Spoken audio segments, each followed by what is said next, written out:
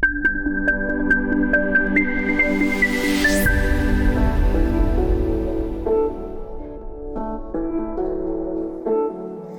and welcome back to Let's Review It. I hope you're all staying safe in the lockdown. If you're anything like me, you probably spent the best part of the week on eBay looking for shiny things that you can bolt to your motorbike. Or perhaps you've been like me and you've been outside cleaning your motorbike every day and now your bike looks like it's just come from the showroom again. Clean, everything must be clean. We've got to clean everything so that we're ready. We've got to be ready for after lockdown.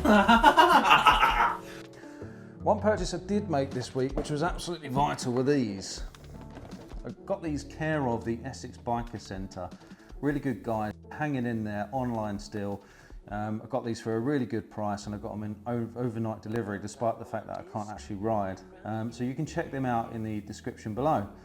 These are the latest version of Alpinestars mid-level racing boot called the SMX Plus. Now it dawned on me when I was taking my, my previous outgoing boots off, when the zip finally gave up, that they've lasted nearly a decade. So needless to say, I didn't really need to shop around. I was quite happy with the old ones.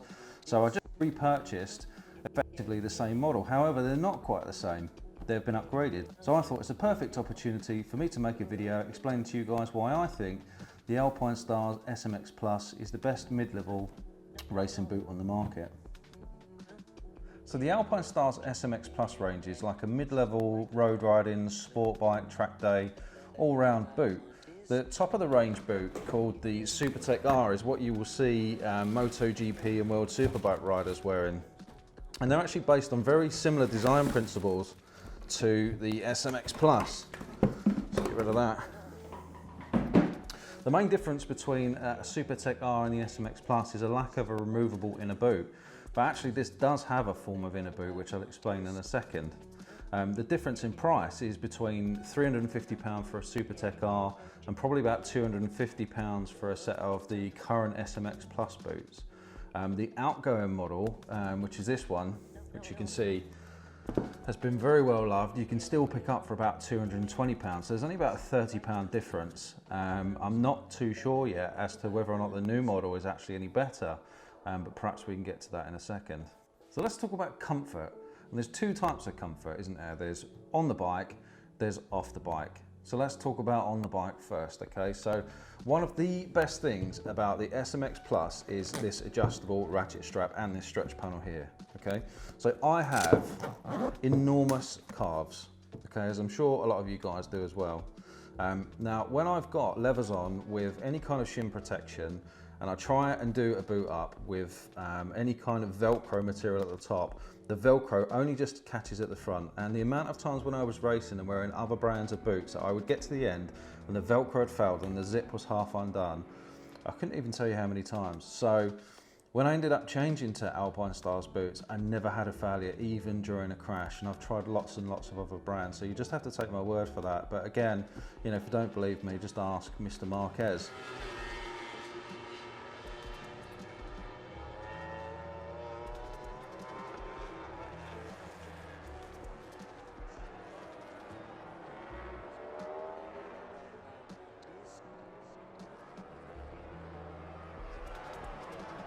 So when the zip's done up, you obviously get a little bit of give here.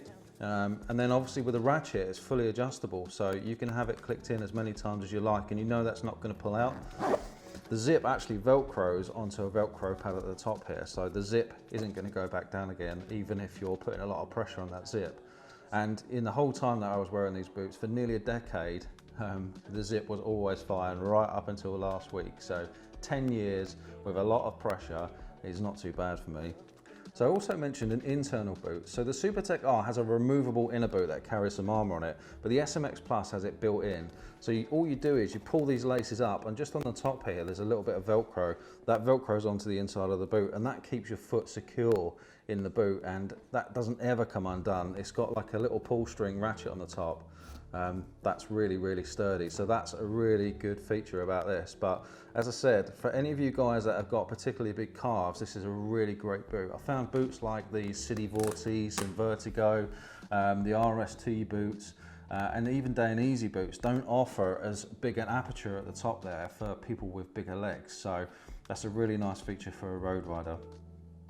On the bike, in terms of the heel, you've got really good grip on the sole there. I always noticed when I was racing actually, because the ball of my foot was always on the peg, that I got a divot here.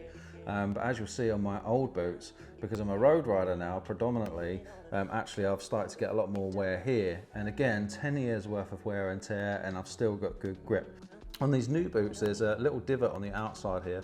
Now I can only assume that that is where they're anticipating racers putting their foot on the peg. But obviously it's dependent on your riding style.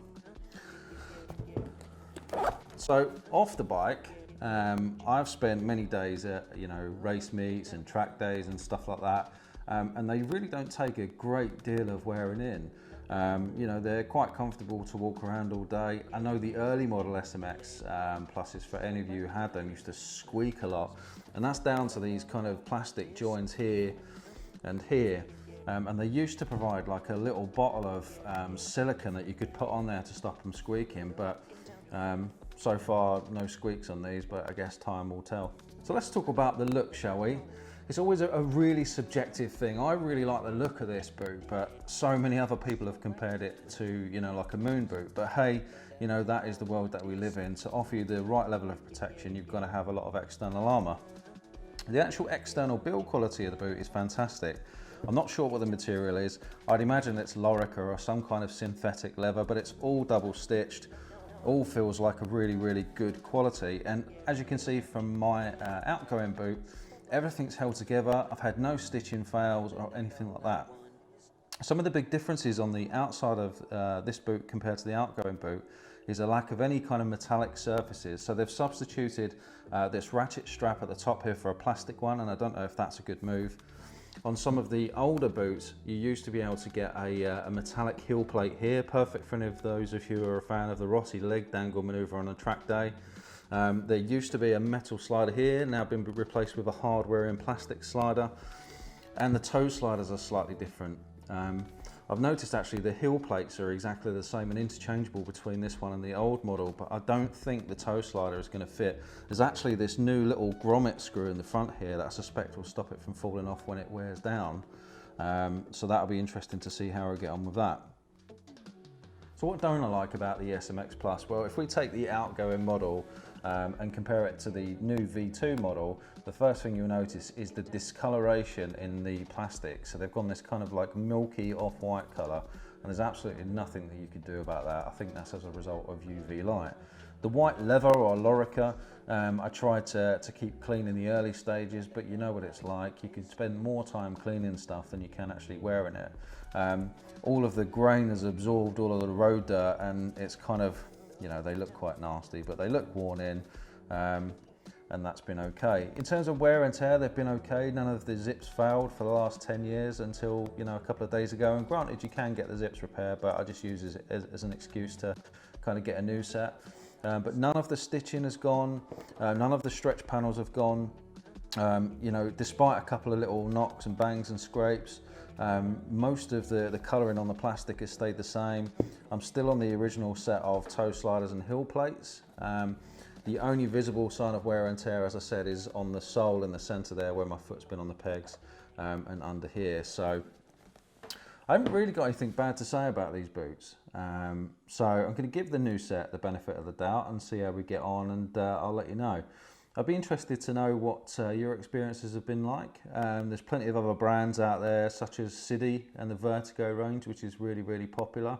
Dainese own under leather boot, which is an interesting one, but never really got on with because of the big calf thing. RST do a really good range of budget boots that start at about 120 to 150 pounds, so quite a bit cheaper than this.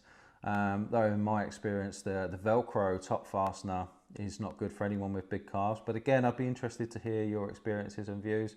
And if you've liked this video, you can check out my leather comparison video. So I compared RST, Dainese and Alpinestars Orbiter suit. And I've done a range of other bike videos, and hopefully this lockdown's going to end soon and we can get back out and do some proper bike reviews again. So you guys take care, stay safe, stay indoors, resist the temptation, and I'll speak to you real soon. Take care.